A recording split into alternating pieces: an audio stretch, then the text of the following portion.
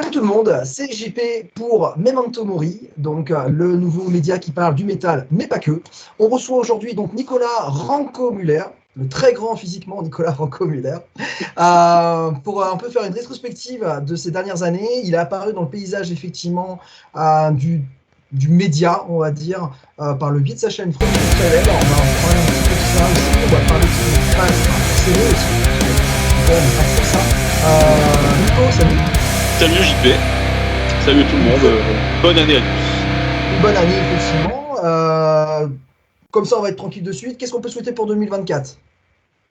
Moi, que la chaîne se développe et que mon groupe E.ON se développe. Voilà, c'est les deux seuls trucs qui m'intéressent sur le plan musical. Pour le reste, pourvu que ça dure pour tout le monde. Et que, voilà. Mais pour moi, c'est ça, que la chaîne se développe et que E.ON se développe. Le reste, je m'en fous. Ça va, c'est pas trop gourmand. C'est pas trop gourmand, c'est pas trop compliqué. C'est tout. Et je ne veux que ça. Voilà. Donc, Nico, tu es quand même un personnage de la scène métal relativement actif depuis quand même pas mal de temps, si on doit refaire un CV dans les grandes lignes, donc tu as quand même participé à Artefact, tu as participé à Svartkrone, tu as participé à Ergal. Comme tu dis, tu es aussi le batteur donc, de E.ON. Tu as tourné je ne sais combien de fois dans je ne sais combien de pays, un peu partout. Ouais, un paquet, ouais, parce que j'ai joué dans il y a d'autres groupes dans lesquels j'ai joué qui existent toujours, genre Otargos, tu vois, j'ai joué là-dedans. Il y a Otargos aussi. Encore. Tu vois, donc tous ces groupes-là, ils existent encore, bon, à part Svartkrone qui a fini par splitter au bout de 15 ans. Mais ouais, j'ai tourné dans plein de pays, les États-Unis, le Japon, l'Europe, la Pologne. Qu'est-ce qu'on a tourné en Pologne ? Et c'était cool, même avec Acode, là, ces derniers temps, j'ai fait plein de dates avec Acode. Et puis maintenant, là en ce moment, c'est plus calme parce que je n'ai plus de projets qui tournent beaucoup attitrés. J'ai mon groupe E.ON dans lequel je fais quelques dates par-ci par-là et qu'on essaie de développer. Groupe de copains, mais groupe sérieux quand même.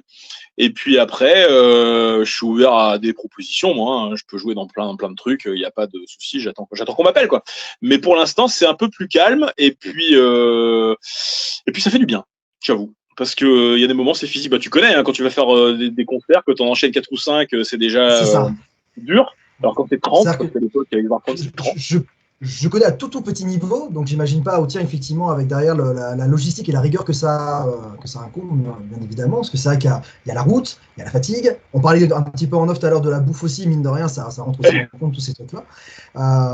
Enfin voilà, la chanson dit que c'est une longue route pour faire du rock'n'roll, mais effectivement, ouais. Ouais, tout à fait, ils avaient raison. Ouais. Ils le savaient pas encore, je pense, au moment où ils ont écrit ça, mais ils ont vite compris, à mon avis. Alors effectivement, après on pourrait dire bon, le mec fait du métal, mais pas que, tu vois, justement, parce que je me souviens de l'année dernière, tu avais fait un petit tour report de ton activité de batteur baloche. De baloche. Et cette année, il n'y a plus de baloche parce que je me suis pas très bien entendu avec l'équipe parce que ils avaient le mauvais goût d'être à la fois pas très bons et pas très sympathiques pour certains. Bon, certains étaient bons et sympathiques, certains étaient pas bons et extrêmement sympathiques. Il y avait rarement les deux cumulés, mais l'équipe de 24 personnes, au bout d'un moment, moi, j'en pouvais plus. Surtout pour jouer des bouses et des saucissons, donc ça m'a saoulé. Donc, par contre, cette année, alors je suis scoop mondial, je suis rentré dans un autre truc où les gens sont sympathiques et talentueux. Et là, par contre, on fait un tribut à Balavoine. Ah, cool. Voilà, alors il se trouve que moi j'aime bien Balavoine depuis petit, et donc cette année c'est tribut à Balavoine, mais alors là il y a tout un truc, il y a une équipe, une prod, un machin, donc on essaie de développer ça, mais moi dedans je m'occupe de faire de la batterie, c'est tout, tu vois, il y a voilà, mais bon, Balavoine, tu vois, donc métal, black metal, blast beat, Balavoine, à un moment donné faut jongler. On retrouve le B, on retrouve le A, ça va. On retrouve le B, on retrouve le A, on retrouve des lettres en commun. Non, mais c'est bien Balavoine. Il y a un côté rock, il y a un côté un peu progressif même quand tu écoutes certains lives des années 80. Où en fait, quand on m'a proposé ça, les gens ils se demandaient si j'allais accepter parce qu'ils pensaient que j'étais vraiment. Tu dois connaître ça aussi. On te propose jamais rien parce qu'on pense que tu ne fais que du métal extrême. C'est ça. Et que tu es sectaire en plus. Voilà, et que tu es sectaire et que tu t'intéresses à rien d'autre que ce que tu fais.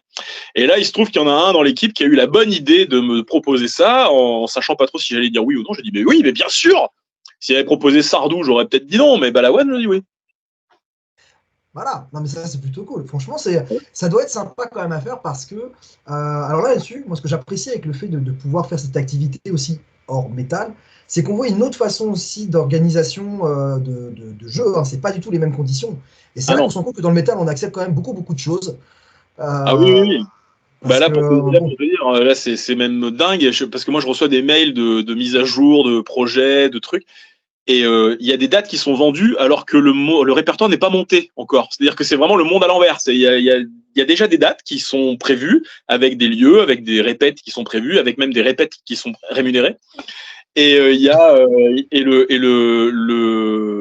la seule chose qui est montée, c'est le groupe et la moitié du set, quoi. Donc c'est une connerie pour moi. Pour moi, c'est le monde à l'envers. Ouais, mais c'est cool. Attends, je vais essayer de regarder. Il paraît que c'est comme ça normalement. Ouais, oui, c'est ça en fait. C'est là que c'est le truc qui est assez hallucinant, c'est quand je vois les concerts amateurs, métal ou semi-pro, où tu mets une entrée à 5 balles et les mecs gueulent en disant c'est trop cher. Oui, tout à fait. Voilà, tu repars avec un bifton de 60 balles à diviser par 6 musiciens.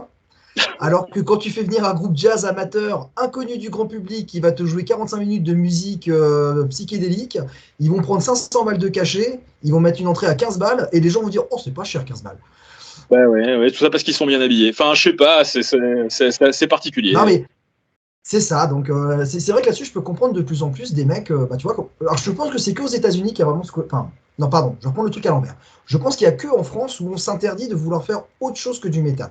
Parce qu'aux États-Unis, tu prends les icos qui vont jouer avec une Beyoncé ou avec une Pink, tu peux retrouver des Nuno Boutancur, tu peux retrouver des, enfin voilà, c'est ce genre de.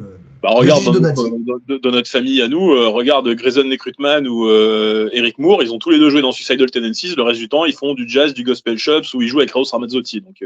Mais voilà. Donc, et eux, ils le disent clairement, ils n'ont pas cette barrière de se dire.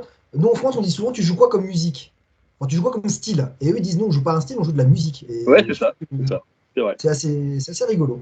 Donc du coup, ça c'était voilà le passé de batteur attitré et session aussi, un peu enfin, quand je le dis mercenaire, c'est pas péjoratif, mais c'est vrai qu'on a si on avait besoin d'un mec ça me pose pas de vite et tout ça, c'est voilà, c'est un terme consacré qui fonctionne, on comprend tout de suite ce que ça veut dire, donc voilà.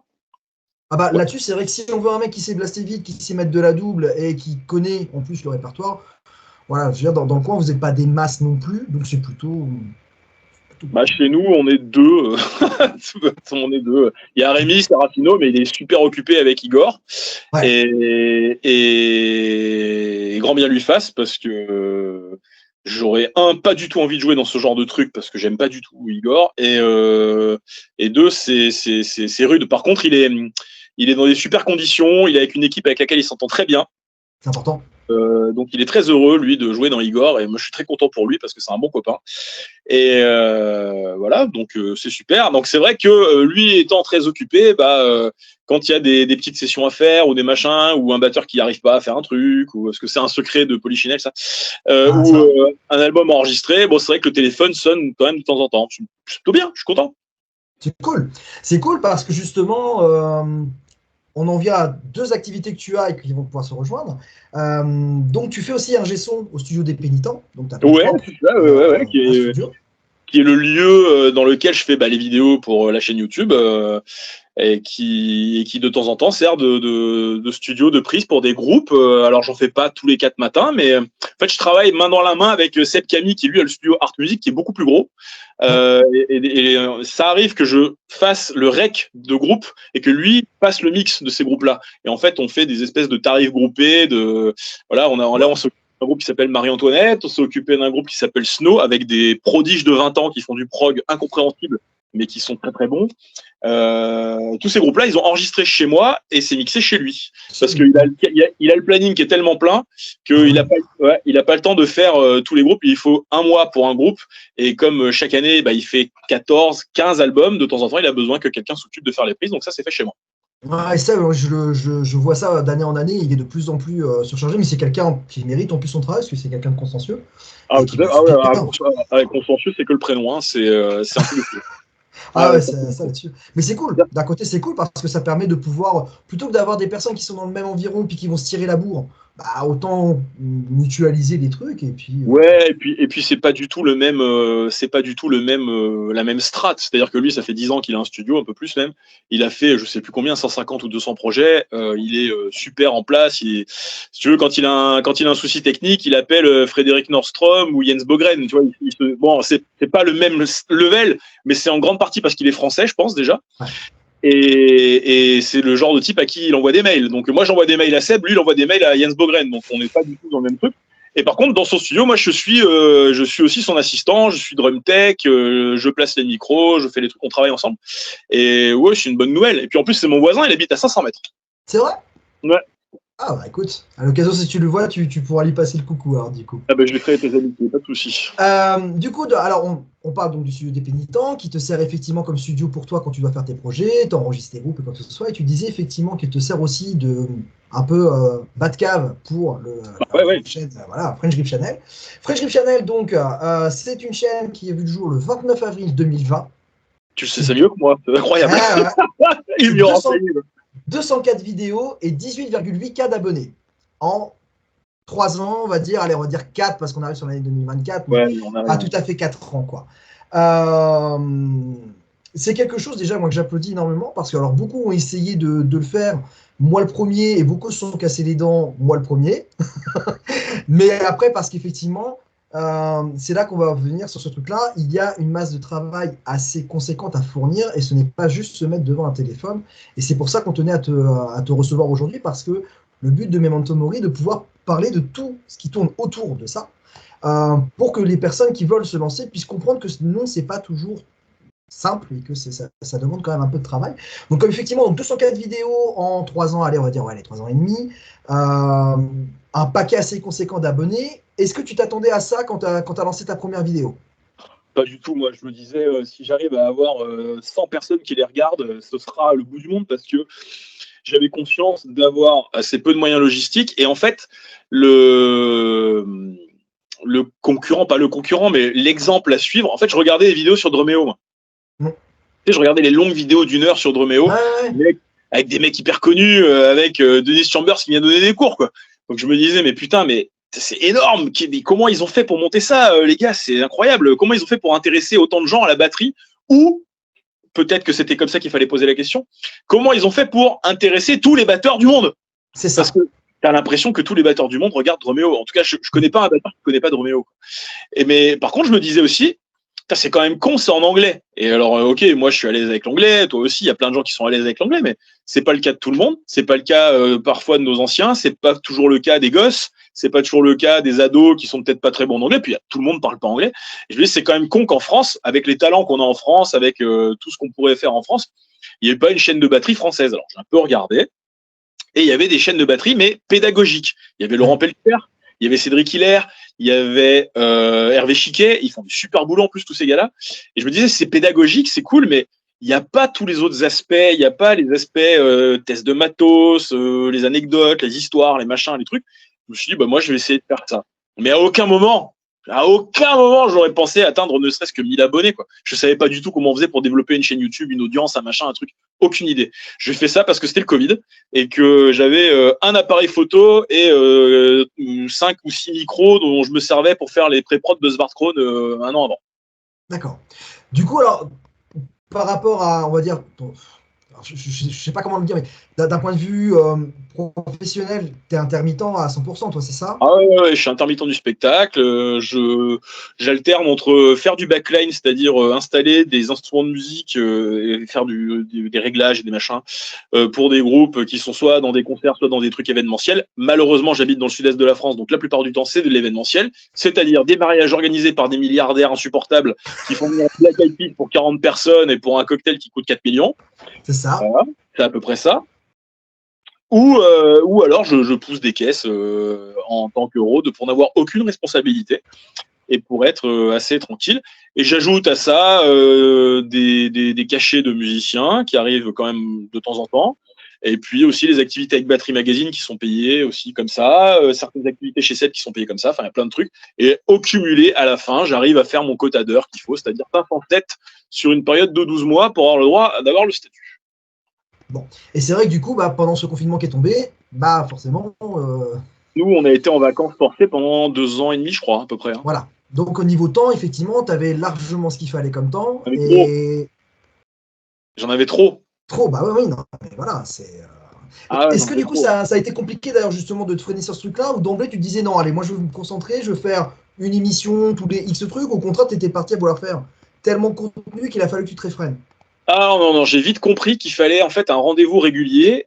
Et j'ai vite compris aussi que si tu essayais de faire un rendez-vous régulier, mais que tu ne prenais pas le temps de le faire correctement, en fait, ce rendez-vous régulier, il servait à rien. Et alors pour ça, pour tous les gens que ça intéresse, je vous invite à regarder des vidéos d'un mec très intelligent qui s'appelle Sylvain Lepoutre, qui a une chaîne qui s'appelle Le Coin des YouTubeurs, dans lequel il donne plein d'infos sur comment gérer une chaîne YouTube, peu importe la taille qu'elle fait. Et moi, au début, elle était toute petite. Il y avait genre 50 abonnés, quoi. Mais même avec 50 abonnés, je me dis, tiens, c'est marrant, il y a quand même des gens qui s'abonnent.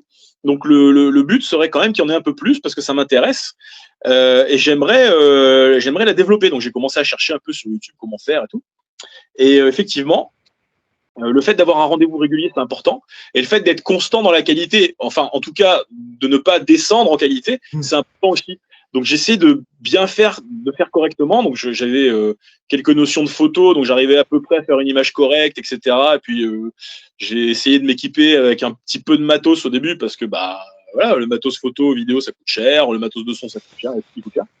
Donc j'ai essayé de développer un petit peu tout ça au début et pour ne faire que monter en qualité et pas descendre. Et ouais, j'ai pas mal bourlingué au début. Au début, il y avait 2 vidéos par semaine. Ça n'a pas duré longtemps, ça, parce que j'en faisais une le mardi, une le jeudi. Je voulais en faire une courte le mardi, une longue le jeudi. Ouais. Je me suis dit, voilà, la courte le mardi, laisse tomber. On va faire la longue le jeudi, ce sera déjà pas mal. Et en fait, il y avait un distinguo entre certaines vidéos où j'étais face cam, où je parlais d'un truc que je connaissais bien sur un sujet que je maîtrisais à peu près, où il fallait pas que je me renseigne trop. Où là, effectivement, en 4 heures, filmer, enregistrer, monter en 4-5 heures, c'était plié. Et certaines vidéos avec les histoires de batteurs, notamment quand ça a commencé avec Roger Taylor, où là, par contre, il fallait que je filme la cover, que je fasse le montage de la cover, le son de la cover, que je me renseigne, que je trouve les illustrations et tout le bordel. Là, par contre, il me fallait 3 ou 4 jours. Et pire que ça, il y avait les vidéos avec les invités. Alors ça, il y en aura d'autres, mais quand je faisais une vidéo avec un invité, là, c'était la folie. Le mec venait toute la journée. Et il venait avec son kit, parce que l'intérêt, c'était d'avoir le kit. Donc il venait toute la journée, il fallait monter le kit, mettre les micros, faire les prises de son, filmer, l'interview, faire une partie pédagogique, monter une vidéo d'1 heure. Là, le mec venait s'il venait le lundi, la vidéo, elle était prête le lundi d'après, quoi. Il fallait une semaine, c'était un boulot de fou. Mais c'était super excitant. Et ça m'arrive encore de faire des vidéos avec des invités. Il n'y a pas très longtemps, on a fait des tests de Kessler avec Rémi Serafino.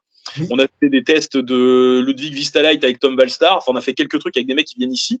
Et c'est beaucoup plus long, mais c'est beaucoup plus intéressant à faire.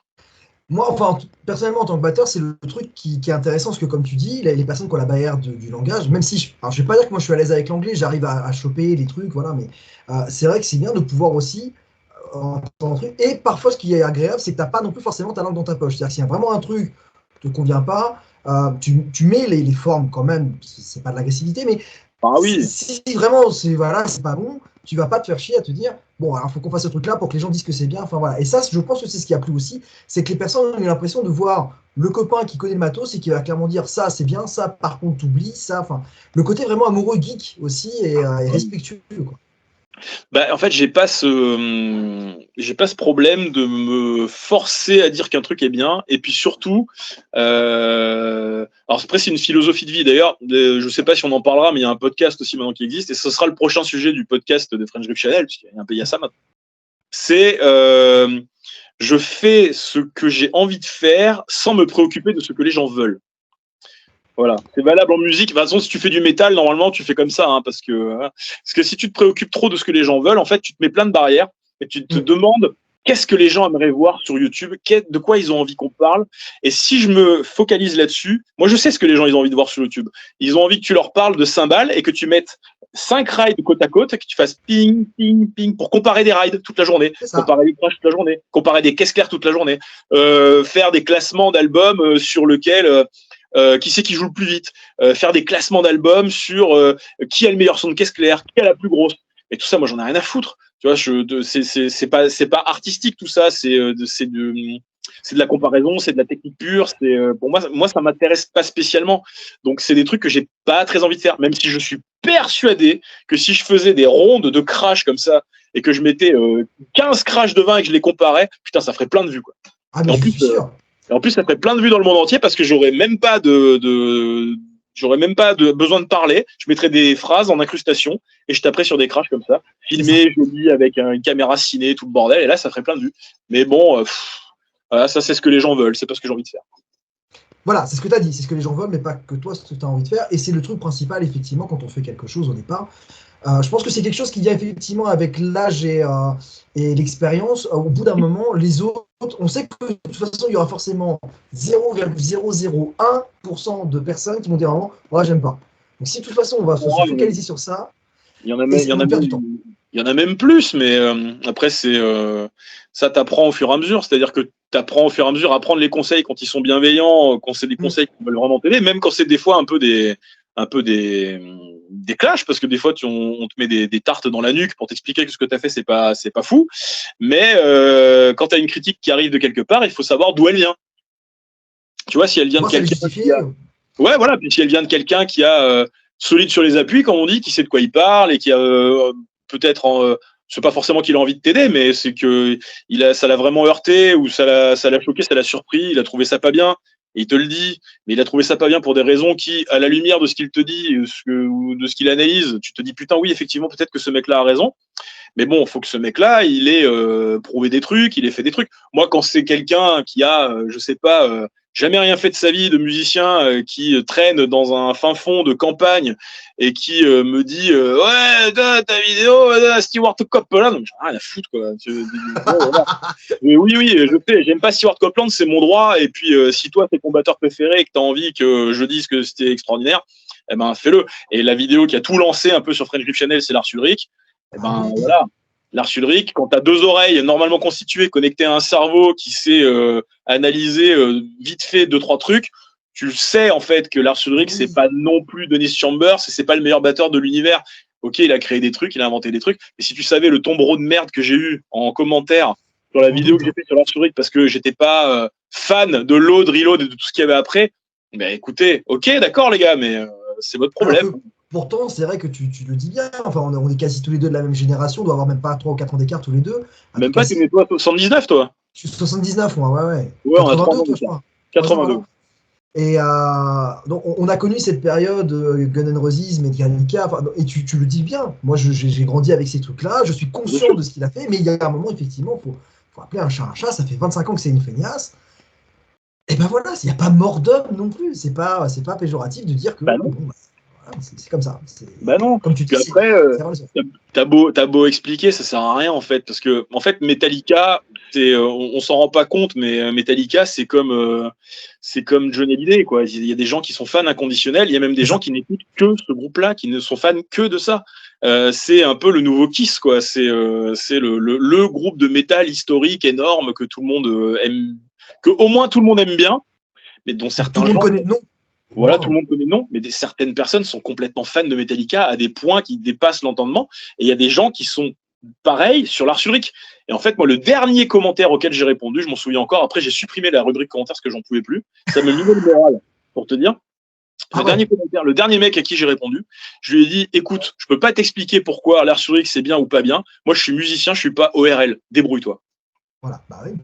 Voilà. Le mec ne comprenait pas que les lives étaient édités, qu'il y avait des plans de double qui étaient parfaits sur tous les lives. Parce que Metallica surveille vachement la communication. C'est normal, en même temps, c'est un groupe qui est tellement gros. Quand tu regardes un live de Metallica qui paraît sur la chaîne YouTube de Metallica, le live, il est édité à 100% et Lars Ulrich, il joue parfaitement.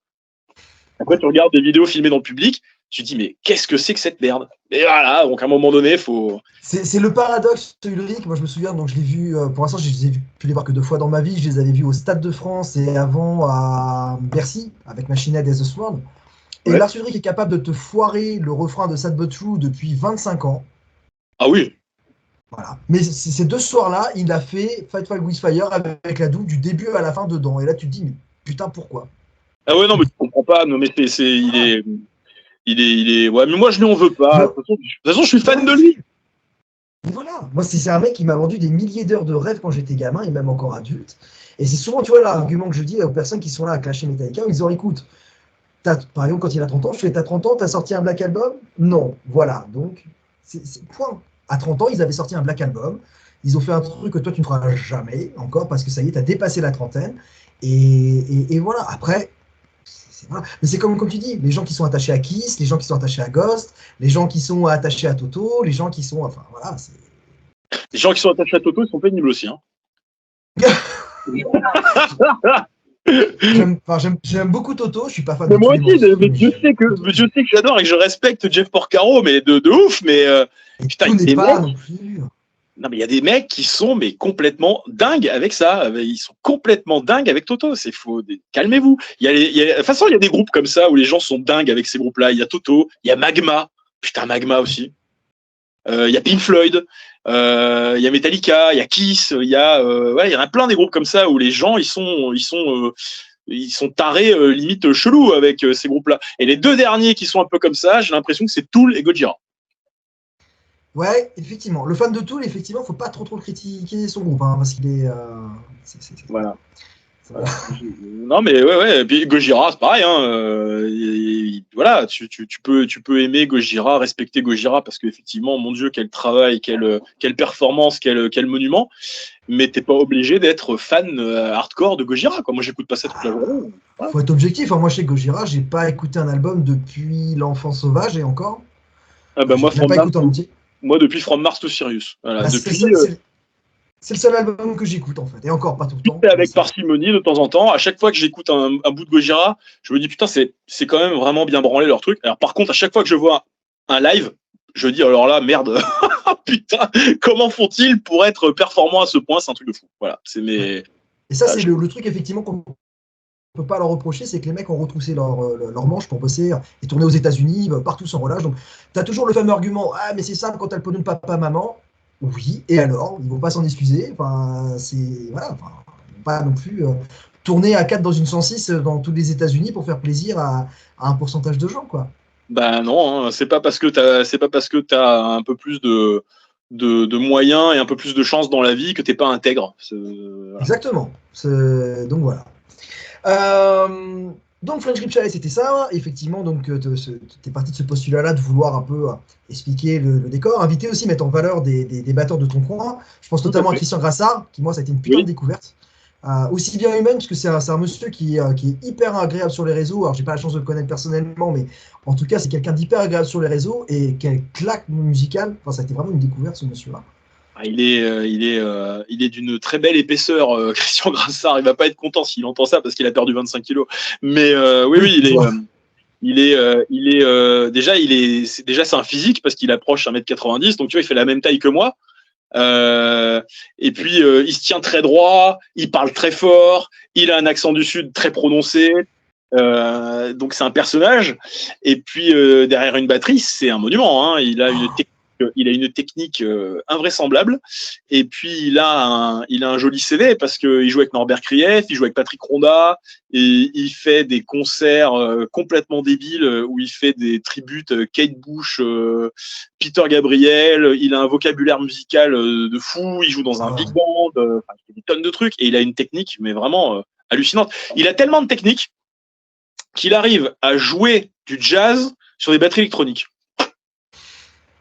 Alors faire ça, moi, c'est de la science-fiction. Il se met derrière sa Geva G9 là, truc en plastique. Bon, ça marche, hein, ça vaut je sais pas combien, mais franchement ça marche. Hein, pour les gars qui aiment les batteries électroniques, ça et F-Note, franchement ça marche. Il se met derrière sa Geva G9 et il joue des morceaux de Buddy Rich. Et tu fais mais Christian, mais comment tu fais? Moi je joue un rock en 4/4, c'est de la merde. Lui, il se met derrière ça, il joue du jazz. Tu dis mais ça marche. Bon bah ok. Non, puis on sent que c'est pareil, enfin, voilà, un amoureux aussi de la pédagogie, parce que c'est ça aussi, c'est qui est important, c'est qu'il est aussi hyper pédagogue. Ça fait plus de 20 ans qu'il est prof, il est prof à l'école de musique 3000 de Saint-Laurent-du-Var. Alors pour ceux qui veulent prendre des cours avec un prof compétent, il y a Christian Grassard à Saint-Laurent-du-Var, c'est à côté de Nice. Je sais pas s'il y a de la place, pas de la place, j'en sais rien, mais enfin renseignez-vous au cas où. Et oui, ça fait des années qu'il est prof là-bas, il a beaucoup d'élèves et effectivement, il fait des élèves qui sont bons parce qu'il y a pas mal de groupes ici, notamment des groupes de métal. avec des batteurs qui ont la vingtaine, la trentaine, qui sont des anciens élèves de Christian Grassard et qui sont vraiment bons et qui ont des bonnes bases et qui connaissent vraiment l'instrument. Comme quoi, il a vraiment cette capacité de transmettre et de renseigner et de vraiment dire des vrais trucs sur la batterie, quoi. On parlait de Rémi Serafino un petit peu plus tôt, mais je crois que c'est un ancien élève aussi, du coup. Rémi, c'est un ancien élève de Christian Grassard. Et puis récemment, avec Seb, on a enregistré un groupe qui s'appelle First Came the Shadow. Un groupe de stoner, doom, qui va à 2 à l'heure où ça crie très fort. Bah pareil, le batteur, c'est un élève de Christian Grassard qui lui prend des cours actuellement avec Christian. Et pareil, le mec, il est solide, quoi. Tu vois, c'est pas le meilleur batteur de la galaxie, mais ce qu'il fait, il le fait bien. Et je pense que Christian. C'était cette volonté, alors tu vois, je te disais tout à l'heure le pourquoi on voulait t'inviter aussi dans la chaîne pour mettre en avant aussi certaines personnes qui méritent d'être sous la lumière. C'était un peu cette volonté-là aussi avec Fresh Green Channel, toi, de dire je sais que j'ai ces batteurs-là dans le coin que je veux justement faire découvrir. Ouais, au début, je me disais c'est con parce que je vais vite faire le tour. En fait, j'ai appelé tous les meilleurs que je connaissais. Il y a eu Christophe Briand, incroyable. Il y a eu Volodya Brice, incroyable. Christian Grassard, je savais même pas s'il allait me répondre parce que je le connaissais pas. Incroyable. Rémi, que je voulais mettre en lumière parce qu'il avait la 20 berges et que je trouvais ça incroyable aussi. Et après, il y a eu Tom Valstar et il y en a eu quelques-uns comme ça. Ouais, ça faisait partie de la mission que je m'étais donnée. Je me disais, bon, il y a plein de batteurs américains, anglo-saxons, etc., qu'on voit tout le temps. Mais la batterie, c'est un instrument qui est tellement visuel. Parce que voir un mec faire de la guitare en gros plan, c'est sympa, mais voir un mec faire de la batterie avec des caméras, des trucs, c'est quand même visuel, quoi. Et je me disais, avec tous les talents qu'on a en France, ce serait bien qu'il y ait un média pour montrer les batteurs français qu'on a, et pas seulement attendre qu'il y ait un batteur de métal extrême qui paraisse sur Sick Drummer ou sur Drummer From. Voilà, donc j'aimerais bien faire ça, et puis pas me focaliser que sur la batterie du métal extrême, parce qu'il n'y a pas que ça qui m'intéresse. Et que je pense que c'est un instrument qui vaut mieux que ça, quoi. On a quand même plein de batteurs qui font plein de trucs dans plein de projets différents. Et je me disais quand même, c'est dommage d'attendre la back show chaque année pour voir des vidéos. Ouais, c'est ça. Quoi. Alors effectivement, tu parlais du fait que les gens allaient peut-être t'attendre dans métal extrême, mais ce qui est assez paradoxal, c'est que tu le dis toi-même, toi à la base, t'es pas forcément, t'aimes bien jouer du métal extrême, mais tu viens pas de cette scène-là du départ. Toi, t'es plutôt hard rock, heavy metal, ce genre de choses. Ah.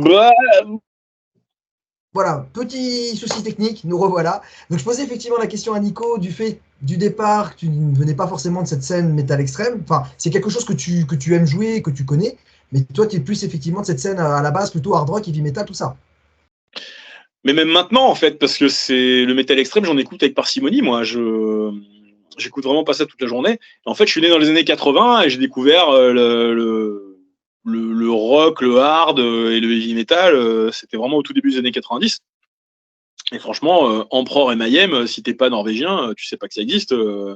Enfin, je pas non plus. À moins d'être vraiment un spécialiste et de chiner, d'être vraiment fan de black metal comme certains. Pour certains, c'est le cas, mais j'étais trop petit, si tu veux. Ouais. Et donc moi, j'ai commencé avec les trucs évidents. Et le métal extrême, c'est venu après. Et la batterie, j'ai commencé à l'époque où j'avais 10 ans. Donc en fait, quand j'ai commencé à jouer de la batterie, moi, je voulais être Matt Sorum ou Dave Grohl. Je voulais pas être Prim ou Paul Mazurkiewicz de Cannibal Corpse. Je savais même pas qui c'était. C'était les batteurs qu'on voyait le plus. On les voyait nulle part ailleurs. On les voyait chez Drucker. On les voyait sur M6. Enfin, voilà. Puis on voyait leur gueule sur les CD parce qu'on pouvait pas écouter de la musique en boucle tout le temps. Il fallait quand même avoir. Déjà, t'avais des cassettes. Tu te forçais à aimer un album. Ouais. Tu disais putain, je l'ai acheté 135 francs. On va faire en sorte que ça me plaise, quoi. Tous mes cadeaux d'anniversaire sont passés dans les 4 CD que j'ai devant moi. Mais c'était une autre époque, c'était une autre manière d'écouter de la musique et c'est ni mieux ni moins bien, c'est juste avant. Et effectivement, le métal extrême, c'est venu après. Et c'est venu après parce qu'on a monté des groupes, on a commencé à écouter des trucs un peu différents et qu'on s'est dit, tiens, Dayside, c'est rigolo, Marduk, c'est rigolo. Mais oui, après, tu développes des compétences où effectivement, tu es capable de faire des blast beats, tu es capable de faire de la double, tu es capable de faire tous ces trucs-là. Et c'est toujours pareil. Une fois que les gens ils savent que tu peux le faire, eh ben, on t'appelle plus que pour ça. C'est ça. Donc, voilà, et tu te retrouves à jouer que dans des groupes de trucs hyper bourrins, parce que Varkron, hyper bourrin, Otargos encore pire, Irgal, c'est pareil, Artefact déjà, ça allait vite, enfin bon, il y a des trucs, voilà. Ouais, je me souviens de tes premières vidéos sur Artefact où tu jouais sur ta Mapex, où tu avais les cheveux longs, pas de barbe, enfin c'était vraiment le truc. J'ai découvert cette vidéo-là en 2009, je crois, un truc comme ça, 2008 ou 2009. Oh ouais, putain, non, c'est pas une Mapex, c'est une Yamaha orange. C'était peut-être la Yamaha. Oui, c'était un kit Oui, orange. oui, Mais pour oui, moi, c'était oui. une Mapex. C'était au moment où tu venais d'arriver chez Mapex, en fait. Bon, alors celle-là, écoute, je me rappelle même plus de ça, mais je me rappelle de vidéos avec une Allô, Yamaha allô. orange. Ouais, ça a recoupé. Allô, allô. Ça a Ah, recoupé? ouais, voilà, ça y est. Donc, tu Non. disais cette vidéo-là, ouais.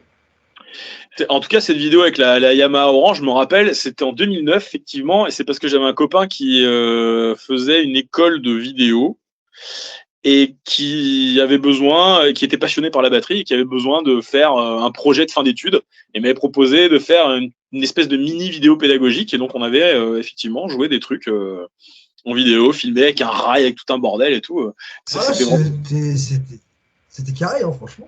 Ouais, c'était bien fait. C'était Vraiment. au début de YouTube. On a fait avec les moyens qu'on avait. Mais c'était les moyens qui étaient dans l'école. C'était l'IUP à Aubagne.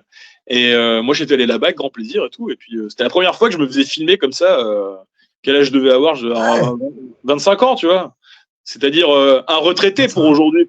Normalement, tu commences à faire des vidéos à 14 ans maintenant. C'est Mais ça. à l'époque, c'était complètement nouveau pour moi. Et c'était très plaisant. Je veux bien croire, parce qu'effectivement, c'était les trucs au départ. En plus, c'était vraiment le début un peu de l'avènement de YouTube. Donc, on pouvait se dire, putain, on a quand même ce genre de bâtard-là en France, quoi. On a des mecs, comme tu disais, il n'y a pas que Trim, il n'y a pas que. Enfin, voilà, Ouais, c'était assez. alors paradoxalement, tu vois, moi j'avais fait une vidéo qui était bien produite, qui était bien faite, avec une équipe, tout le bordel, à jouer des trucs. Honnêtement, c'était pas trop mal. Et puis en parallèle, t'avais une vidéo filmée à l'iPhone toute moisie, avec l'iPhone posé là au-dessus de ta tête.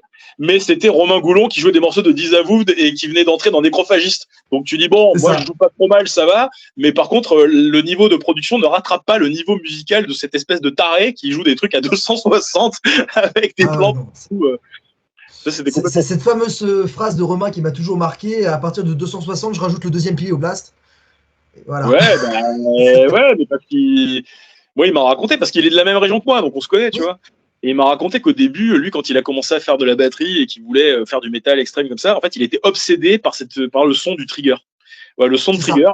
Quand il a compris d'où ça venait, il s'est dit putain, moi je veux faire ça. Et donc il a voulu jouer de la grosse caisse le plus précis, le plus vite possible. Et il a tout fait pour que ça fonctionne, quoi. Et au bout d'un moment, c'était devenu mais une espèce de machine, c'était n'importe quoi. Ah bah, pour être contacté, mine de rien, quand même, par nécrophagiste, ouais, il faut quand même. Enfin, c'est peu d'appeler Ouais, quand même, hein. non, non, mais c'était complètement débile. Je pense que son plus grand regret, alors faudrait lui demander à lui, mais je pense que le plus grand regret de toute sa carrière de musicien, c'est d'avoir fait des tournées de nécrophagiste, mais jamais d'album. Ouais, je pense. Et puis surtout, Parce tout le monde que, continue à lui poser la question, alors quand est-ce que c'est l'album, quoi. ouais, bah, il demandait à Momo Suikmez s'il est pas en train je sais pas ce qu'il fout de sa vie, ce garçon, mais je sais même pas s'il fait encore de la musique, quoi. C'est vrai, quoi, là-dessus, c'est assez. Justement, donc on parlait de tes projets que tu as pu faire avant. Avec l'expérience que tu as actuellement, est-ce qu'il y a un projet que tu aimerais relancer ou que tu aurais fait différemment en disant tiens, maintenant que je sais ça, admettons, tu vois, voilà, le Ranco de 2024 peut rencontrer le Ranco de 2014. Qu'est-ce que tu lui dirais pour lui dire tiens, ce projet-là, essaye de le garder précieusement, fais ça ou évite ce genre de projet. C'est une très bonne question. C'est une très bonne question. Alors, si je rencontrais celui qui était dans Artefact, je lui dirais mets le temps un peu plus parce que tu seras le seul à pouvoir porter un peu ce truc ailleurs que là où il est, parce qu'il y avait dedans des excellents musiciens, il y avait des excellents techniciens, il y avait tout ce qu'il fallait, il y avait un mec qui s'occupait de faire le son, c'était Seb le chanteur, il y avait un mec qui s'occupait de faire des compos incroyables, c'était Guillaume à la gratte, il y avait un bassiste de fou, il y avait plein de trucs, et à la limite moi j'étais moins bon, mais j'étais le seul à avoir un peu d'entre-gens, à pouvoir discuter avec les gens, à pouvoir vraiment porter le projet ailleurs que là où il était, et en fait on a essayé de faire de ça un sport collectif. Mais ça Ouais, marche pas. Ça marche pas. Ça marche dans aucun projet. Ça, tu peux pas le faire. Il faut toujours qu'il y en ait un qui ait une plus grande gueule que les autres. c'est ça. Alors dans ce groupe-là, c'était moi, mais je me sentais pas légitime parce que j'étais que batteur, si tu veux. Je m'occupais de rien d'autre que Ouais, de faire des trucs. Et j'aurais dit au moi de cette époque-là, qui avait 20 berges, hein, vas-y, fais-le. Tu verras bien où ça te mène. De toute façon, qu'est-ce que tu risques? Donc, j'aurais fait ça. Si j'avais rencontré celui d'Otargos, je lui aurais dit sois plus insistant pour ce qui concerne le grim et le corpse paint parce que vraiment ça te casse les couilles, donc essaye d'éviter de le faire et sois un peu plus véhément là-dessus. Si j'avais rencontré celui de Svartkrone, putain, qu'est-ce que je lui dirais à celui de Svartkrone? Je lui dirais bon courage, déjà pour commencer, parce que ce qui t'attend, c'est pas évident. Je dirais sois patient avec tes collègues, parce que ils sont comme toi, ils ont une forte personnalité avec des caractères qui sont pas forcément compatibles avec le tien quand il s'agit de travailler ensemble. Mais t'inquiète, même si tu vas t'engueuler très fort avec eux de temps en temps, ça restera tes amis. Ça va le faire. Ouais, ça restera tes amis. Une fois que tu bosseras plus avec eux, ça sera des amis pour la vie. Il y a des gens avec qui tu t'entends très très bien, mais avec qui c'est impossible de bosser. Ah ouais. Et pourtant, tu as beau les aimer de toutes les fibres de ton corps, et eux aussi, Ouais. mais c'est pas possible parce que voilà, soit il y a les forts caractères, soit il y a les égos, soit il n'y a pas forcément les mêmes visions, les mêmes attentes. Et c'est vrai que. Il y a des histoires de méthodologie, des fois. C'est compliqué. Moi, tu vois, JB de Svartkrone, ça restera un ami. Enfin, tu vois, même si 4 fois par an pour prendre des nouvelles, pour mon travail et tout, il n'y a pas de souci. Par contre, monter un groupe avec lui, maintenant je le sais, jamais quoi. Ouais, faire à la limite une session, mais pas un groupe fixe. Quoi. Même pas une session, rien. Même pas. Ah non, même pas un croquis, même pas une demi-caisse claire, même pas un sample, même pas 3 minutes quoi. Mais alors, je peux pas dire que ça vient de lui et je peux pas dire que ça vient de moi. C'est pas de sa faute, c'est pas de la mienne, je sais pas d'où ça vient, mais je sais que si tu m'appelles pour me demander de bosser avec lui, je suis content de l'avoir au téléphone parce que c'est un très très très très bon copain. Par contre, il va me dire ouais, j'aimerais bien qu'on fasse un truc, putain, ça me hérisse direct. Énormément de mal à dire. Donc ça me coûte aussi de dire non. Ouais, c'est pas évident. Alors je sais pas toi ce que ça donne la qualité d'image, mais là c'est un petit peu brouillon. Moi ça marche très bien. Toi ça marche très bien, et bon, donc on va espérer que ça fonctionne alors, que ça continue. C'est vrai que c'est un petit peu le ressenti que j'ai pu avoir. On a l'impression un peu d'acte manqué avec Svartkrone. Enfin, on sent que le groupe en fait a arrêté sur un peu une sensation d'acte manqué en disant on a beau essayer, il y a un moment. Voilà. Non, je pense que c'est exactement ça en fait. C'est un groupe qui a tout donné, c'est un groupe qui a tout fait. Franchement, c'est un groupe qui a tout fait. Il y avait tout. Il y avait une équipe hyper solide. Alors peu importe les époques, il y a toujours une équipe solide. Il y a toujours eu un leader qui a mené la barque. Il a fait tout ce qu'il a pu. Il a vraiment, il est allé dans tous les sens. Il a tiré dans tous les coins. Il a fait tout ce qu'il a pu pour porter son projet le plus loin possible. Des fois, au détriment du bien-être des personnes qui étaient dedans, hein, parce que quand tu commences à faire des tournées qui sont vraiment longues, qu'il n'y a pas 1 euro à ramasser, il n'y a rien, tu pars pendant 30 jours, tu es au RSA, tu vis en coloc avec je sais pas qui, c'est vraiment la merde infinie pour mener un groupe comme ça et faire autant de choses. Il y en a certains qui le savent, mais je pense qu'il n'y en a pas tant que ça qui le savent. Il n'y a pas beaucoup des mecs qui font ça. C'est vrai qu'il y en a beaucoup qui sont persuadés que ça va pas les concerner. Mais en fait, si, ça va être les premiers concernés. Enfin, c'est. Voilà quoi. Ah ouais. Enfin, moi, je me rappelle d'une époque où moi j'étais au RSA, je donnais des cours de batterie pour subsister. Et je vivais avec ma meuf de l'époque et elle me faisait pas chier, même si je rapportais pas beaucoup d'argent. Merci. Clément, il était pareil au RSA en coloc dans le Nord, il avait une chambre dans laquelle il n'y avait rien. JB, il était pareil à Nancy à l'époque en couple, mais pareil, il vivait pas au crochet de sa meuf, mais pas loin, tu vois. Et le bassiste, c'était pareil. On était tous dans une situation ultra merdique. On approchait des 30 berges et on se disait, mais qu'est-ce qu'on fabrique, quoi. Ouais. Et quand même, on partait en tournée, on allait faire des trucs. Alors, il y en a des groupes comme ça qui subsistent, comme ça, ça peut durer longtemps, mais c'est pas facile. Et je pense que Svartkrone, ça a fait le maximum de ce que ça pouvait faire. Au bout d'un moment, tu peux pas rêver de devenir un truc hyper connu ou qui marche beaucoup mieux, sachant le niveau d'agression de la musique, c'était quand même super violent. Et il y avait pas de côté rigolo, festif, sympa comme il peut y avoir dans Igor. Tu vois, tu peux te marrer en écoutant Igor. Ouais, non. Il y avait vraiment un côté dangereux quand tu écoutes Svartkrone où tu te disais le mec il descend de scène, il va me bouffer quoi. Mais non, mais c'était un gang ce truc. Enfin, c'était les gens qui sont dedans sont pas forcément des gens méchants, mais la musique en tout cas, elle était pour être la plus violente possible et c'est pas nécessairement les tempos, les machins, les trucs, mais c'était de la musique violente quoi. Et donc au bout d'un moment, tu atteins un plafond, tu peux pas aller au-delà. Il y a certains groupes qui font plus ou moins la même chose. Je pense à Immolation, je pense à des groupes comme des trucs comme ça, où ça ne groove jamais, si tu veux. C'est des trucs, c'est vraiment une agression, c'est violent, c'est machin. Mais les groupes qui sont au-dessus, largement au-dessus dans la strate des groupes comme ça hyper agressifs, c'est des groupes qui sont plus anciens et qui sont des précurseurs. Svartkrone, c'est une deuxième, une troisième vague. Quand t'es un groupe de la troisième vague de death metal, bah t'es un groupe de la troisième vague de death metal et t'es rangé à la même enseigne que tous les autres.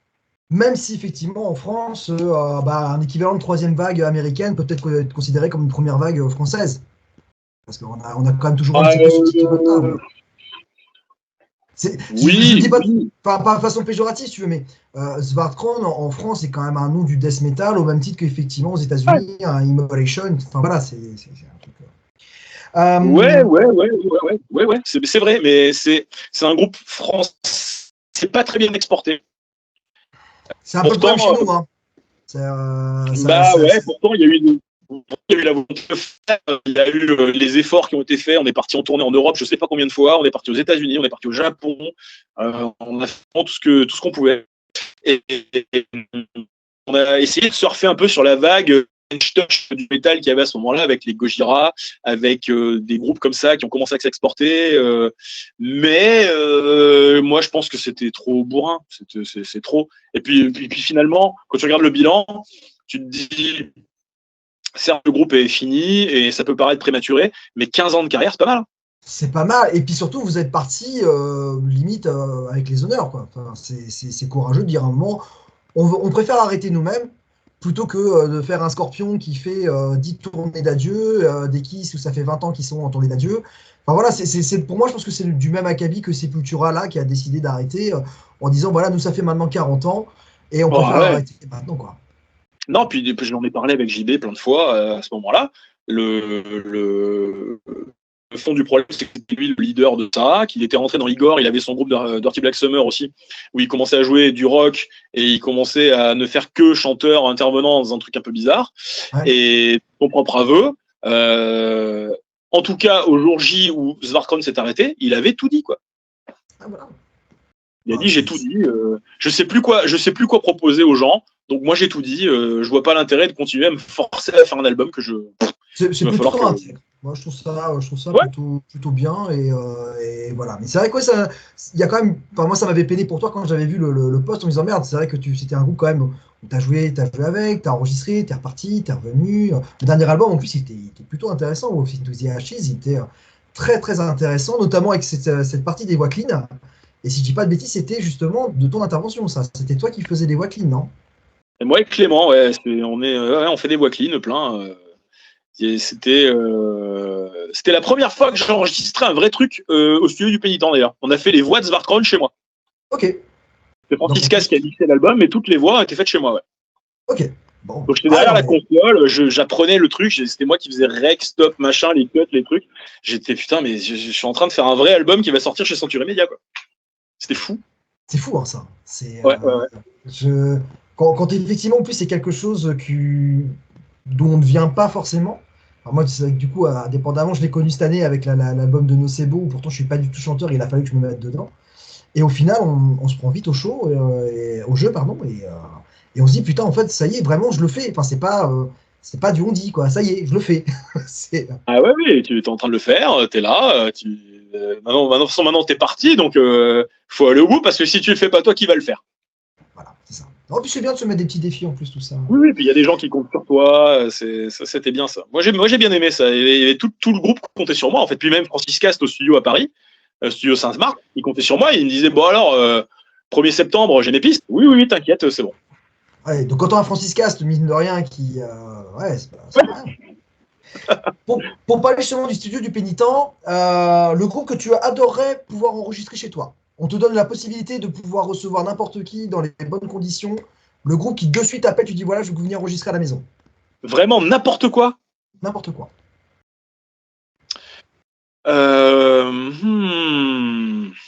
C'est une très bonne question, ça aussi. Vraiment n'importe quoi. Je pense, là, en ce moment-là, Cory Wong. Ok. Cory Wong et Wong Notes avec Pétard, le batteur avec le nom, je sais plus comment il s'appelle. Le gaucher avec des lunettes. Alors, je connais pas du tout comme groupe, en fait. Tu vois, je vais aller écouter après parce que je connais pas. Ah Tu vois. putain. Alors si c'est pas lui, c'est Nate Smith à la batterie. Voilà, c'est un des deux. Ah, ok, Et oui. ça joue, mon pauvre, c'est infernal. Et je voudrais voir ça de mes yeux, quoi. Je voudrais avoir un groupe comme ça, parce que je sais qu'avec des gars comme ça, je sais qu'avec un mec comme Cory Wong et les groupes qu'il a lui, je pense que tu mets des micros quelque part, il se met au milieu de la pièce, t'appuies sur Rec, il finit son morceau, t'appuies sur Exporter. Je pense que c'est tout ce qui se passe. À mon avis, c'est ça. C'est de la Hein. magie. Ouais, il y a une magie du truc qui. Ah ouais. C'est un peu les New Earth, Wind and Fire pour moi. Ok.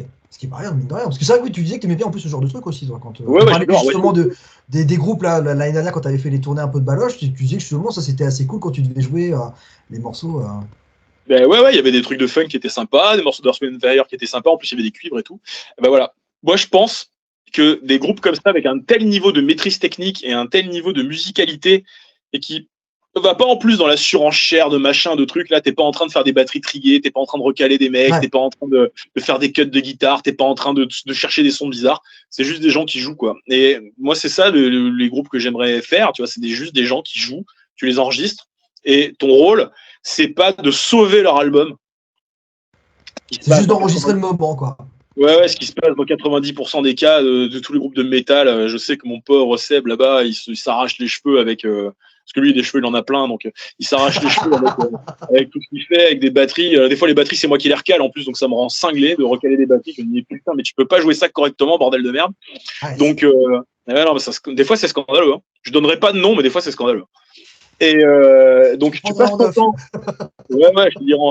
Des fois, tu passes ton temps à sauver des disques et tu fais l'ingé son héros, en fait. C'est-à-dire que moi, avec le temps, maintenant, j'ai appris à faire ça. Hein. Je sais faire l'ingé son héros. Hein. Je sais recaler des batteries pendant des heures.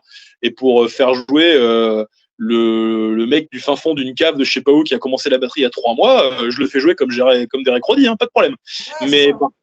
non, moi, mon rêve, ce serait de faire ça. Un groupe comme Cory Wong, un groupe comme Extreme. Voilà, tu vois, extrême. Voilà. Ou faire un album d'adieu de Mr. Big. Mais il faudrait que Pat Torpey soit là. Il est Ah mort, ouais. malheureusement. Mais voilà, tu vois, un truc, t'appuies sur Rec. Et Voilà, c'est tout. tu enregistres. Il était vachement bien en plus le dernier album de Mr. Big. Moi, je le Bien trouvais pas sûr. mal. Et c'est vrai que tu avais fait une vidéo hommage aussi justement à Pat Torpé de mémoire. Et c'est un batteur, c'est des batteurs effectivement, bah, comme dans les groupes extrêmes. C'est des groupes que tu connais. Quand tu commences vraiment à mettre le nez dedans, tu te rends compte à quel point c'est génial. Enfin, Waiting for the Punchline d'Extrême, j'adore cet album-là. Je préfère les Ouais. morceaux du coup avec Mike Manghini. Et là, pour le coup, pour moi, c'est Mike Manghini. Voilà, c'est pas le Mike Manghini de Dream Theater. Mike Manghini, Non, pour moi, c'est Extrême. C'est Mike Mangini qui est dans un groupe qui est impliqué, et puis c'est le Mike Mangini jeune entre guillemets. Alors c'est pas dire qu'il est nul parce qu'il est vieux. Il a jamais été aussi fort que maintenant. Hein. C'est pas la question. Mais ouais, c'est Mike Mangini qui apporte un côté différent de. Ouais, Ouais, puis en dessous de la absolument. batterie, tu as la différence de son entre les deux batteurs, parce qu'ils avaient partagé les batteries sur cet album-là, si je dis pas de bêtises. Et, enfin voilà, quand tu voyais faire le vol du bourdon sur son kit avec que des rototomes, à l'époque, tu te dis, c'est quoi ce taré, quoi. Ouais. Bah, il a mis des rototomes parce qu'il voulait avoir les tomes à plat et qu'il est tout petit. Et il a expliqué ça 2, 3 fois. Mais c'est fou. Et ouais, le batteur d'Extrême, je sais plus comment il s'appelle. Il a quitté le Paul Guéry. Paul Tu Gary, t'en oui. Tu avais fait une vidéo d'ailleurs sur lui aussi. ouais. Et où il explique, en fait, il explique qu'il quitte Extreme parce qu'il est beaucoup plus à l'aise en management qu'en batterie. Et le mec est devenu un des plus gros managers américains c'est un truc de ouf, quoi. Il a fait éclore, je sais plus quel groupe de new metal qui a vendu 5 millions d'albums. Ouais, c'est Paul Guéry qui a dit, allez, moi, je vais produire ça et ça va marcher, quoi. Et t'as vu, il y a quand même ce côté-là assez rigolo. On revient du coup sur ce que tu disais, enfin, tu vois, ce que tu pourrais dire aux batteurs d'artefacts de Ouais, l'époque. bah ouais. On se retrouve quand même beaucoup en tant que batteur à être à l'aise, mine de rien, avec la communication. Et quand tu prends les Lars Ulrich, tu prends, voilà, comme tu disais, Paul Guéry, tous ces mecs-là, on a l'impression quand même que on a toujours un peu ce rôle de communicant et de mec cool en fait dans un groupe. Et c'est assez rigolo, je trouve ça. Bah, on est souvent les plus sympas. Et puis, on Déjà. est surtout, je pense qu'on est de très loin les plus communautaires. C'est-à-dire que nous, vraiment, on est batteurs. Donc, forcément, on va s'entendre. Tu vois, il y a un côté Ah, tu joues du même instrument que moi, ah c'est cool. Alors que les guitaristes, ils ont moins ce truc-là, les bassistes souvent encore moins, parce qu'il y a la moitié des bassistes, c'est des guitaristes qui jouent de la basse. Mais par contre, ouais, les batteurs, on a vraiment ce truc-là, on va geeker sur le matos, sur le machin, sur tel truc, sur tel mec, sur telle histoire de truc, enfin voilà. Et c'est une communauté pour moi qui est super forte, la batterie, par rapport C'est à ça. tous les autres instruments. Et c'est vrai que du coup, bah, on est du coup relativement à l'aise sur tout ce qui est relationnel. On parlait du coup, donc, du groupe que tu adorerais pour enregistrer chez toi. À l'opposé, le groupe qui te contacterait, que tu refuserais d'enregistrer chez toi. Parce que Euh, ingérable, parce que tu sais que ça va être le bordel, parce que t'aimes pas, ou enfin voilà. Vraiment, tu vois, le groupe te dit on te paye 10 000 balles, on veut enregistrer chez toi et tu ris. Non, pas question. ben un groupe où il y a n'importe quel groupe où il y a un ingé son dedans en fait. Ouais, ok. Voilà. Parce que ça c'est impinable. Ça c'est pas possible. Voilà. Si c'est un groupe où un groupe où le précédent album sonne bien et où le batteur s'est occupé de faire le son. Ok. Tu vois? Parce que ils vont t'appeler, ils vont me dire j'aimerais bien faire un truc chez toi parce que j'aime bien le son que tu fais et tout pour que ça nous change un peu parce que d'habitude c'est produit par notre batteur, alors on est très content de ce qu'il fait, en plus tu verras il va t'aider quoi. Alors là putain quelle horreur. Voilà donc non je sais pas paradoxalement tu vois j'aimerais pas faire le nouveau Dream Theater. Ok. Ah ouais, parce que Mike Portnoy, il sait tout sur comment produire une batterie, comment installer, comment mettre des micros, il sait tout en fait. Donc à quoi je vais lui servir? À rien. Et à part me casser les couilles, parce que comme je fais, c'est pas comme lui il fait, il va rien se passer. Donc je suis ultra fan du mec, je suis ultra fan de son groupe, et je le ferai, voilà, j'adorerais faire ça, mais non, parce qu'il y a cette raison-là. Voilà, Dream Mais Theater. au final, tu serais plus à lui prêter en fait ton local et ta chaise pour qu'il Même fasse le pas, boulot. Voilà. même Ah pas, ouais, parce qu'il va me dire ouais ton local en fait ça va pas parce que machin, parce que même pas, fais-le c'est chez vrai. toi. D'ailleurs, alors le retour de Mike Portnoy, tu vois, j'allais parler justement des nouvelles qui t'ont marqué pour 2023. Est-ce que le retour de Portnoy, et qui était plus qu'évident, hein, ça, t'en penses quoi, toi? C'est quelque chose en tant que batteur que t'as dit ouais ou. Ah non, non, non, c'est Jonathan Monts-et-Merveilles, moi. Ah, Jonathan Monts-et-Merveilles, ça te paraissait évident, toi? C'était une question de temps. Ah ouais, parce qu'il a commencé à recollaborer avec Petrucci, ouais, ouais, ouais, je vois ce que tu veux dire. Que Euh, tu voyais d'un côté de plus en plus ça, et je voyais Mangini qui s'éteignait de plus en plus dans ses vidéos, qui en parlait moins. Donc il y a un moment, mais je pense que ouais. lui, elle l'a vu venir en se disant bon, allez les gars, allez. C'est un combat à main nue contre un tyrannosaure, tu peux rien faire, quoi. C'est-à-dire que si le mec qui a monté le groupe, construit tout, l'identité, la musique, tout, dit à un moment donné, bon les gars, j'aimerais bien revenir, et, bah, et comment tu fais, quoi? Donc, ouais, moi je pense que j'en attends monts et merveilles. J'attends qu'il remette sa patte à lui. Il y a que lui qui peut jouer dans Dream Theater. Il y a que lui qui peut jouer ça. Mangini a Comme assuré, hein, mais c'était pas Portnoy, quoi. t'as assuré, ouais, assuré, Ah, il a fait oui. le taf. Il a fait le taf, voilà. Mais Ah c'était ouais, il pas a fait pareil. mieux que les gars, il a été extraordinaire. Mais je sais pas, moi, pourquoi tous les albums avec Portnoy, je les adore, et pourquoi les albums avec Mangini, je les écoute de temps en temps, mais il manque un truc, je sais pas ce que c'est. C'est ça. Bah ouais, c'est Voilà. exactement ça. Et c'est vrai que je sais pas si tu as vu la vidéo justement de Dromeo qui est sortie la semaine dernière, où ça Si, passe pendant 1 heure, où le type il est là à dire oh, putain, ça fait 15 ans que j'ai pas joué ce morceau-là, et il te le sort. nickel, pas de problème. Bah ouais, mais Allez. parce que c'est. Mais non, mais il les a tellement joués. Enfin, je suis sûr qu'on te fait jouer des trucs de ton premier groupe, tu l'écoutes une fois, tu t'en rappelles et tu es capable de le refaire. Mais même sans les écouter, il y a des trucs forcément. Enfin, puis voilà, Alors, il les a moi, joués des millions de fois. ah mais elle écoute, je te mens pas, moi tu me fais jouer l'intégralité du premier album de Artefact, je révise même pas, je peux tout faire. Ah ouais, ouais, il y a des Et trucs. pourtant je Voilà. les ai pas écoutés depuis 10 ans les morceaux. Et paradoxalement, à l'époque, on avait peut-être moins de technique, mais plus de fougue. Et comme la fameuse phrase, on savait pas que c'était impossible, donc on l'a fait. Alors que Ouais. maintenant, on aurait plus de technique et on galérait pour autant. On disait, putain, mais pourquoi j'ai sorti ce truc-là, quoi? D'où ça m'est sorti, ça? Et ouais. Pourquoi j'ai gardé cette ghost note que j'ai éditée pendant 2 heures, alors qu'à l'époque t'éditais rien, tu faisais bon bah je peux pas le faire, eh ben je le fais pas. Voilà. Pour 2024, tu parlais tout à l'heure effectivement de une petite version 2.0 Transcript Channel, donc la version podcast. Ça va être quelque chose qui va plus être du coup poussé. Même type de fréquence que l'émission YouTube Non, je vais essayer d'en faire un par mois. En fait, il y a déjà 2 épisodes qui sont en ligne, mais j'en parle pas beaucoup parce que déjà parce que dans les vidéos, j'oublie d'en parler. Et puis parce que c'est un truc qui est vraiment plus intimiste. C'est pas, c'est bizarre ce que je vais dire, mais j'ai pas spécialement envie d'en faire la promotion. C'est vraiment pour les gens qui ont vraiment envie de m'écouter parler. Alors ça peut paraître bizarre, mais de m'écouter parler pendant 1 heure sur un sujet un peu à part de la batterie. Alors ça parle de batterie quand même, mais ça parle de sujets un petit peu à part de la batterie. Et c'est un format que j'aime bien parce que quand tu fais des vidéos de batterie, c'est hyper stressant. En fait, tu dois mettre des caméras, tu dois mettre de la lumière, tu dois mettre du son, des trucs, tout un bordel. Le podcast, tu mets un micro, c'est tout. C'est ça. Et puis à la limite, t'es pas content d'un truc de ce que tu dis, t'es pas obligé de te recaler l'image en disant merde, attends, j'ai fait ce truc-là, faut que je recale. Voilà, tu fais. Tu choisis, tu coupes. Ouais, tu coupes. À la limite, même l'exercice est encore plus intéressant si tu te dis je couperai pas, tu vois. Donc tu es là, tu fais ton truc et tu coupes pas. C'est un peu difficile d'être tout seul parce que t'as personne qui te renvoie à l'appareil, mais avec les vidéos quand même, je commence à avoir l'habitude. Ouais, le podcast, c'est un format que j'aime bien. Donc je vais essayer d'en faire un par mois sur des sujets qui sont un peu à part de la batterie. Il y en a déjà un sur comment on fait et quelle est la marche à suivre pour arriver à jouer au Hellfest. Parce que je sais qu'il y a beaucoup de gens qui se posent la question. Donc, qu'est-ce que c'est le parcours d'un groupe qui finit par jouer au Hellfest et comment ça se passe? Et puis, comment ça se passe une fois que tu es au Hellfest aussi? C'est ça. Oui, parce que toi, en plus, tu as eu la chance de le faire, avec Smartcrown notamment. Enfin, tu as eu la chance de jouer 4 fois. Ouais, donc, voilà. Ouais, j'ai même pas pu aller une seule fois au Hellfest en festivalier. Voilà, donc moi, j'y ai joué. C'est hyper intéressant.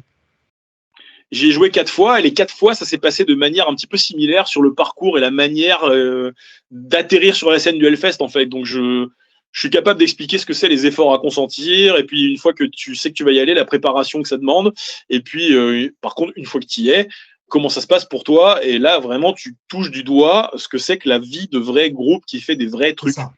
Voilà, donc ça, je peux le raconter. Donc, je l'ai raconté dans un podcast. Et puis, j'ai raconté aussi dans un autre podcast tout un sujet sur l'endorsement.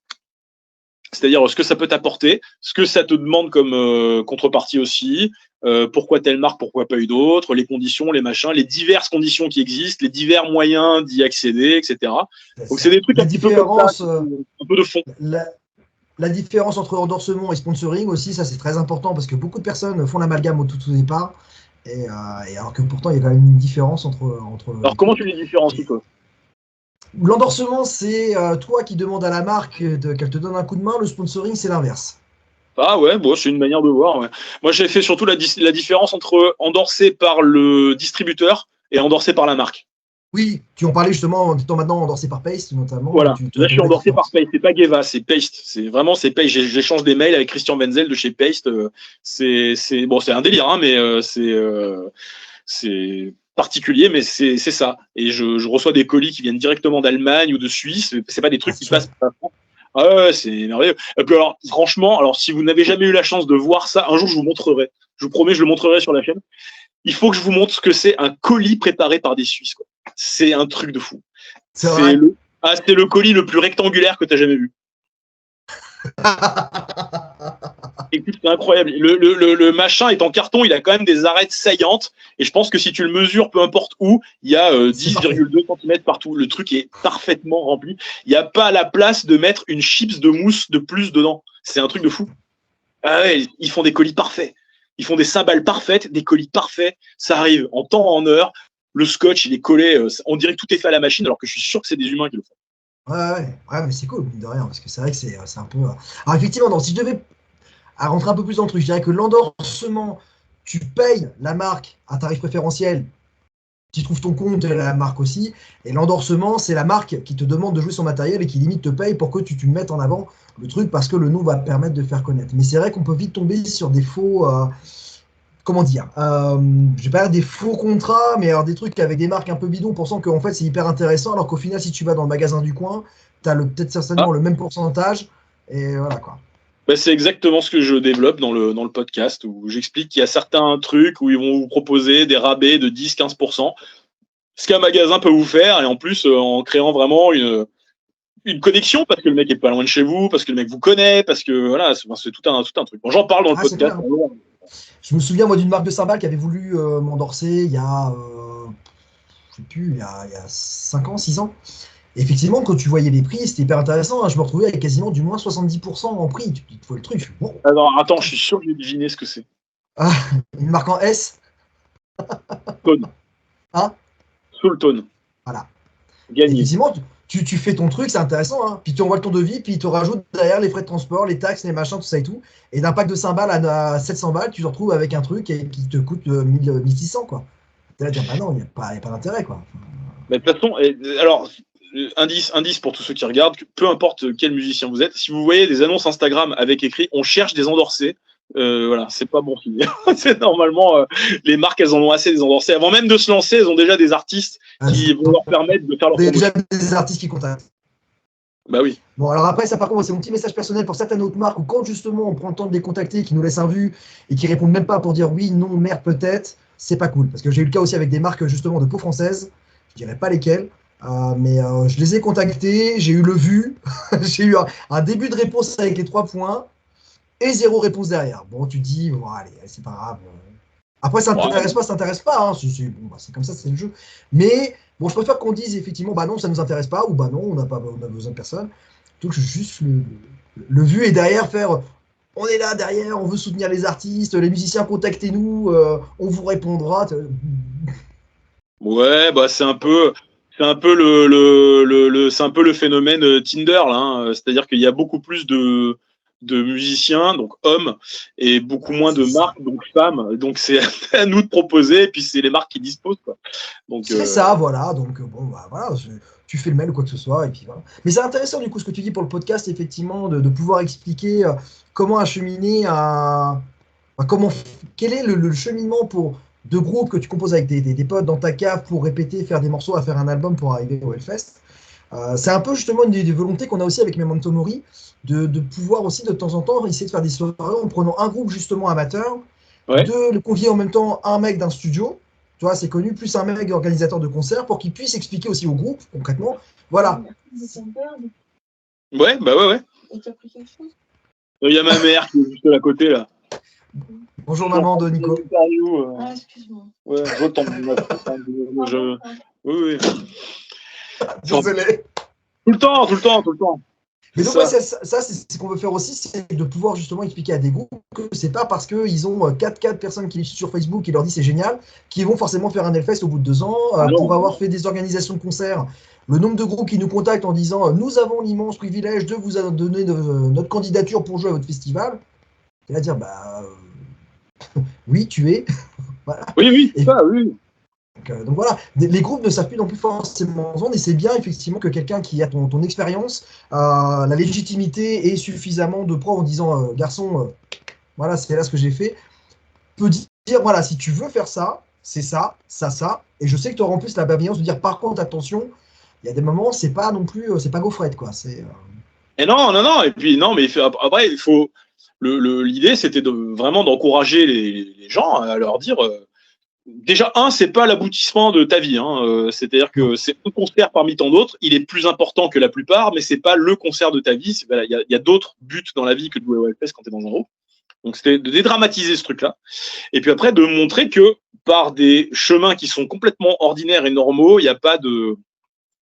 Enfin, c'est tout pareil, en fait. C'est tout le pas de mystère. Hein. Non, il n'y a pas de mystère. Il faut avoir un groupe compétent parce que des groupes qui ne savent pas faire leur boulot au Hellfest, il n'y en a plus. Et puis il faut la plupart du temps passer par la voie royale, et si la voie royale ça marche pas, tu passes par les chemins détournés, et puis les chemins détournés vont passer par faire des dates avec machin, des dates avec truc, rencontrer un tel. Au bout d'un moment le château se construit et puis tu finis par le Hellfest. Voilà. Mais c'est ça aussi être professionnel dans son truc, quoi. C'est savoir bien se comporter avec n'importe qui, parce que le moindre kidam que tu rencontres à un concert peut justement aussi être une personne décisive sur ce genre d'événement. Et si tu te comportes comme un propre trou de balle avec cette personne-là, Non, il faut le plus possible, enfin c'est mon point de vue, hein, je pense que toi c'est pareil, mais il faut le plus possible essayer de répandre des bonnes ondes et essayer de répandre des choses positives. Et ensuite, en rétribution de tout ça, eh ben, tu vas récolter des choses positives. Si tu répands des trucs négatifs, tu vas récolter rien du tout et on va t'ignorer, on va te mettre dans un coin et puis on parle plus de toi. Mais à ce moment-là, qu'est-ce que tu veux faire? Tu peux pas être musicien et être ignoré, ça marche pas ça. Donc il faut ça fait des musiciens aigris, quoi, après. Hein. Ça fait, ouais, ça fait bah des ouais, musiciens il y en a plein. Tu parlais justement tout à l'heure de l'aboutissement et du concert de toute la vie. Quel serait le concert de toute ta vie? Le concert que pour toi, c'est l'apothéose du truc où après tu peux dire ça y est, c'est fini, je raccroche les gants. Oh, ce serait. Tout groupe confondu, hein. Toi, personne, groupe mort, groupe splitté, enfin voilà, t'as vraiment cette possibilité-là. Ouais, et moi, je m'imagine en train de jouer dedans. Ouais, jouer dedans où on te dit, tu vas faire la première partie où tu vas jouer à un concert où il y a ce groupe-là. Alors, déjà, si c'est le concert de ma vie, c'est pas la première partie. Non, si le concert de ma vie, reformation de Slayer, personne n'est disponible, je suis dedans, on fait la mi-temps du Super Bowl. C'est classe. Voilà, ça dure 10 minutes, mais alors, 10 minutes, voilà. Et pour la peine, il y a Résurrection de Jeff Hanneman. Il a le t-shirt Kill the Kardashian. Et à la fin du concert, il tue vraiment une Kardashian. Voilà. Voilà, là, on est bon. Déjà, hein, 10 minutes, ça te fait une phase de Raining Blood. Voilà. D'ailleurs, c'est ce qu'on va jouer. C'est ce qu'on va jouer. voilà, on va jouer Angel of Death, Piece by Piece, Nécrophobique et en apothéose Raining Blood à la fin avec pluie de sang sur le. Et alors, il faut choisir une salle. Donc un stade parce que alors on fait ça dans la boule à Las Vegas. Voilà, on fait ça dans la boule là, l'espèce de boule à Las Vegas. On fait tomber du sang, mais pas que sur la scène, sur le public en entier, sur tout le monde. Voilà. Tellement c'est bourrin que le match est annulé. Et tu fais tomber les mecs de YouTube en même temps. Voilà, ils tombent en même temps. Enfin, voilà. Tout. Voilà. On fait tout ça. Dernière question et après je vais te laisser tranquille. La bonne nouvelle que tu espérais ou que tu attendrais pour 2024?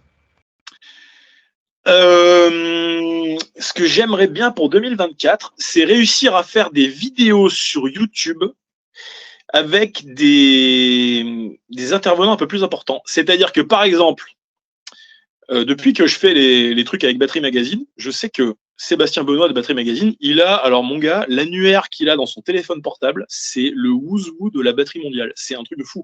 Ray Luzier lui envoie des textos pour lui souhaiter son anniversaire. Voilà. Il connaît tout le monde. Ça fait 20 ans qu'il est rédacteur chef d'un magazine de batterie. Il les connaît tous. Et j'aimerais bien pouvoir lui aspirer un peu ce truc-là. Et je pense que ça va se faire. Et la bonne nouvelle de 2024, j'arrête pas de le dire, tout le monde me casse les pieds en me disant fais une vidéo sur Mario Duplantier, fais une vidéo sur Mario Duplantier. Moi, je veux faire une vidéo avec Mario Duplantier. Et si j'arrive à faire une vidéo avec Mario Duplantier en 2024, eh ben, ce sera royal. C'est pas que c'est mon batteur préféré, mais c'est peut-être un des batteurs que j'admire le plus pour le parcours, pour la technique, pour ses capacités, en plus il est sympa comme gars. Et puis c'est le musicien préféré des Français, quoi. Donc si vous voulez voir un batteur français qui assure grave et qui vraiment porte le truc au plus haut possible, bah, c'est Mario Duplantier. Ils ont raison, les mecs, de l'estimer à ce point-là. Et ben moi, j'aimerais bien faire découvrir un peu mieux Mario Duplantier aux batteurs français. Donc ça serait la bonne nouvelle concernant Frédéric Chanel. Et la bonne nouvelle, d'un point de vue, je sais pas, la reformation que tu dirais, ah putain, enfin, ou la séparation que tu dirais, ah putain, enfin. Ah. Alors, on va prendre une reformation et une séparation. La reformation, moi, j'aimerais bien qu'il y ait une tournée d'adieu qui dure 10 ans de Rush. Ok. Avec Mike Portnoy dedans. Ouais, ok. Parce que je pense que c'est le batteur le plus indiqué pour faire ça. Il n'y a pas mieux. Il connaît tout le répertoire par cœur. Il a appris à jouer de la batterie avec ça. Je pense que c'est la bonne solution, c'est la bonne recette. Il faut qu'ils fassent ça. En plus, je suis sûr qu'ils en parlent. Donc, la bonne nouvelle, ce serait la reformation de Rush avec Mike Portnoy dedans. Et la pire nouvelle, la pire reformation qui puisse être. Putain, je le sais. Oh putain, je sais. Alors, la pire reformation. Ah ouais ? Roulement de tambour. Qui reforment Van Halen. Ah ouais. Ils sont capables. Ils sont capables de tout, les mecs. Et je suis persuadé qu'il y en a un qui va dire on reforme. Eddie Van Halen est mort. Van Halen est mort. Ce n'est plus possible. C'est l'icône absolue de la guitare électrique. Vous n'allez pas refaire un groupe qui porte son nom sans lui. C'est pas possible. Ils ont bien fait Pantera. C'est ce que j'allais dire. Ils ont fait Pantera. Voilà. Déjà, je n'étais pas d'accord avec ça. Alors, je sais que plein de gens ont passé des bons moments avec ces groupes-là, avec ce groupe-là, parce qu'ils étaient contents de voir Phil Anselmo et parce que Charlie Benante, à plus forte raison, Charlie Benante que Zakk Wylde, mais Charlie Benante, il a fait un travail extraordinaire. Oui, apparemment, ouais. Extraordinaire, c'était incroyable. Donc bravo. Je pourrais pas dire, je me suis refusé de voir la moindre seconde de vidéo, parce que pour moi, c'est une hérésie. C'est plus un cover band Alors, c'est une hérésie, mais ça a permis à plein de gens de voir un peu un truc Pantera, les morceaux de Pantera, Phil Anselmo qui les chante, ça se ressemble. Mais putain, Van Halen sans Van Halen, alors là, ce serait trop, là. Moi, je pourrais pas. Van Halen sans Van Halen, c'est trop. Ça, je peux pas. Et le groupe que tu souhaiterais voir splitter, du coup? Et le groupe que je souhaiterais voir splitter,